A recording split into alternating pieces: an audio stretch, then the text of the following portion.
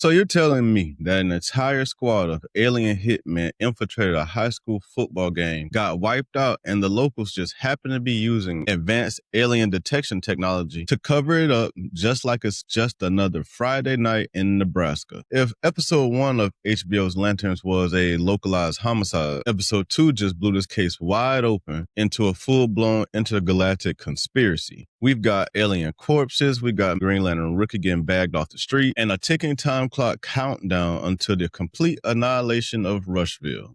Or at least most of it. But the real question isn't who's pulling the strings on Earth. It's who from Hal Jordan's deeply guarded past is pulling the strings from the deepest corners of the universe. Spoiler warning for Lanterns Season 1, Episode 2. You have 3 seconds to go ahead and bail out of here. So 3, 2, 1, let's go ahead and dive back into the crime scene. So this week's investigation completely isolates both of our lead detectives, we'll call them. But I did notice that even when they're not spending time together, they have fantastic chemistry on the screen. It was really cool to see them maintain that fantastic chemistry and that television-ready banter even when they weren't sharing the same scene. And it's a look into how their wildly different mythologies clash. You have John Stewart, former Marine, who was sent to fetch a battery pack for the Green Lantern ring to power it up, but him going to fetch the power battery actually opened up some of the lore in the franchise. John got to see Hal's old Green Lantern suits, and he even retrieves the lantern from a literal pocket dimension hiding inside of a box type safe in Hal's closet. He was able to unlock it by letting Hal speak the password, which is Mogo doesn't socialize. Meanwhile, back in Rushville, Hal is out here doing his usual cowboy thing, just acting off pure instincts and his gut. He steals a new alien corpse, and this allows the HBO to drop their classic penis scene in there. But he takes it out of the local morgue, and he dumps it into the back of his rented Toyota Camry or whatever he's driving. And he goes out to the football field, and from there, he drags his corpse through this would-be metal detector, and then it goes off. But we learn that these aren't regular metal detectors. These are highly sophisticated alien detectors. Now, this reckless investigation that how it goes on eventually leads to him getting shot by William Macon's militia, which leads to yet another one of those unsettling moments in the episode.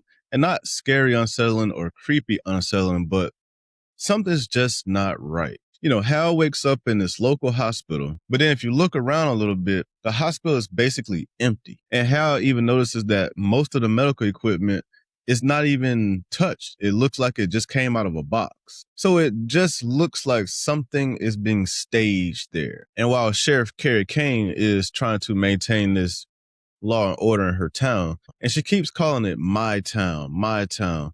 And I wonder if there's more to that, because she does drop some major breadcrumbs along the way as well, just kind of sliding in there to Hal that she originally moved to this small town just on a whim, and she's originally from Gotham City. Now, I want to talk about those alien detectors for the prestige TV drama fans. Who exactly is this local militia trying to detect? The answer is the Manhunters. So like they said in the show, long before the Green Lantern Corps existed, there was something else protecting the galaxy. The Guardians of the Universe first created these synthetic robots, basically made them into an army, and they're known as the Manhunters. But because they were machines, and we know what machines do, we see it in all the classic movies, machines are just machines. They can't feel feelings, and they don't have empathy, so they don't see things the way that humans do, or just people that have maybe a beating heart. So because they're machines, they view everything on purely binary terms.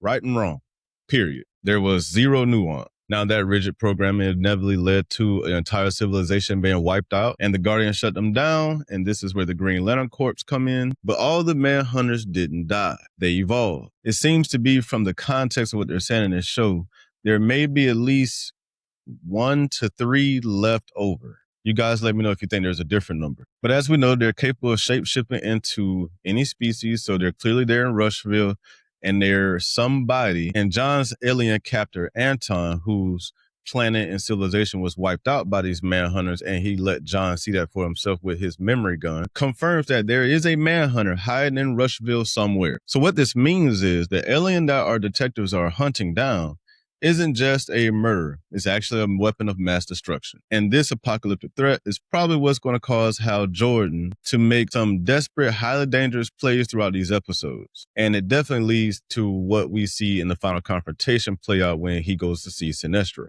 because the second that Hal hears that word Manhunters, his entire demeanor shifts. He's not the arrogant cop type anymore. Now he secretly suits up in his Green Lantern suit for the first time and blasts halfway across the galaxy to this maximum security prison to go see Sinestro. I think he does this because Sinestro, who was once a Green Lantern who broke the oath, he knows the darkest secrets of the Green Lantern Corps. And when we are finally introduced to his former mentor, Hal demands intel on the Manhunters. But if you pay attention to what Sinestro said to Hal, I think there's a clue hidden in there somewhere. He tells Hal that the Manhunter is only his second biggest problem. And he doesn't come right out and say it, at least not in this scene, but I think he's alluding to the real danger being John. Now, I'm not sure how Sinestro knows about John Stewart already. Somehow he has figured out who John is or has been told who John is from his cell.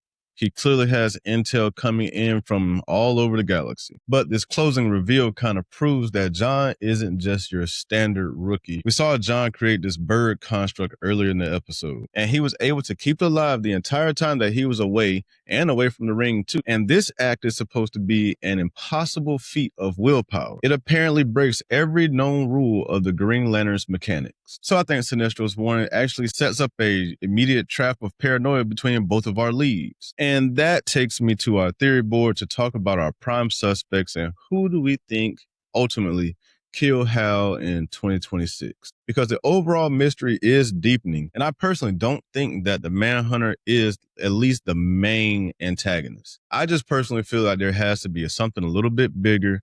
I think the Manhunter was thrown out there and it was a little bit easy. And maybe it is just that easy. This is who the bad guy is. This is what we're going to be doing. But I just feel like there's a bigger force at play. I just feel the real masterminds are the ones who are moving the chess pieces from behind the scenes. Is it Zoe Macon who drops these cryptic lines to John at the diner? You know, the ones about the privileges of white men? All while she casually enjoys her husband's security and his blood money. Or is it the Guardians themselves? Supposedly they used a dying Abin Sur to plant the Manhunter on Earth in the first place. But the smoking gun anomaly here is some of the biggest reveals, in my opinion, are hidden right there in the background. Look closely at the logic, just the logic of William Macon's operation. Macon has this advanced off-world alien detection technology, and he has it disguised as a high school metal detector. And then he openly admits that he's just a caretaker to whoever this benefactor is. Now, I think this proves that Macon at least isn't the Manhunter, and he's clearly on the payroll for somebody who is actively hunting the man. Whoever this benefactor is supplied all types of tech to lock this town down, and it bought out an empty hospital more than likely as a staging ground. But the question is, who has that kind of capital in the DC universe? Could only be a few people. Are we looking at Lex Luthor and his anti-alien militia? And it may not be his, but he could just be funding it. Or let's consider Sheriff Kane and her reveal that she just made that she is from Gotham. Could the Kane family or even Wayne Enterprises be quietly funding the shadow operation? Did you catch that benefactor dialogue? And who do you think is signing William Macon's checks? Drop your timestamps and names down in the comments. Now, I think if we look at all the evidence presented here and look at what we got going into episode 3, I think it's painfully obvious with this 48-hour ticking time clock that Hal and John are going to be forced into an uneasy alliance, probably along with Sheriff Kane, and they're going to have to figure out some way who the Manhunter is amongst the people of Rushville. Now, it doesn't seem to be very many people there except for in a little town hall meeting, so I guess they have a few people to look through. But outside of that, that was probably most of the town, so I don't think they can do it in 2 days, but we'll see what tactics they use to make this happen. Because now that we have a bit more information, I think things are going to start to pick up a little. And not that I need them to, because I love it the way it is. I love this gritty Midwestern type story, so keep it coming. But it just feels like there's going to be a little bit pickup in the action. Not necessarily the episode, but just in the action. Probably going to get some cool fight scenes eventually. But here's my debate question for you all. Is Sinestro trying to protect Hal? Or is he deliberately planting seeds of doubt in order to just tear the Green Lantern Corps apart? Because I guess the only thing right now that is more dangerous than a synthetic alien killer is probably a partner that you cannot trust. With all that being said, please don't forget to hit the like and subscribe button. I appreciate you all for coming. And please don't forget to hype this video as well. And please make sure to follow me across all of my socials. And until next week, make sure you keep your rings charged, and I will see you then.